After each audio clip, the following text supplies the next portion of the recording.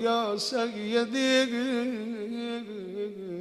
فأسألك بعزتك ألا يعجب عنك داعي سوء عملي وفعلي، ولا تفضحني بخفي ما اطلعت عليه من سري، ولا تعاجلني بالعقوبة على ما عملته في خلواتي من سوء فعلي وإساءتي ودوام تفريطي وجهالتي وكثرة شهواتي وغفلتي. وكن اللهم بعزتك لي في كل الأهوال رؤوفا، وعلي في جميع الأمور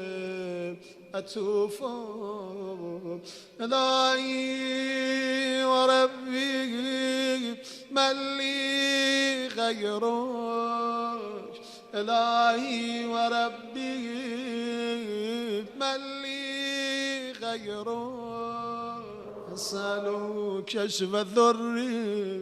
والنذر في أمري، إلهي ومولاي أجريت علي حكما اتبعت في هوى نفسي، ولم أخترس فيه من تزيين عدوي، فغرني بما أهوى وأسعده على ذلك القضاء، فتجاوزت بما جرى علي من ذلك بعد حدودك، وخالفت بعد أوامرك، فلك الحمد علي في جميع ذلك. ولا حجة لي في ما جرى علي في قضاءك، وألزمني حكمك وبلاغك، وقد أتيتك يا إلهي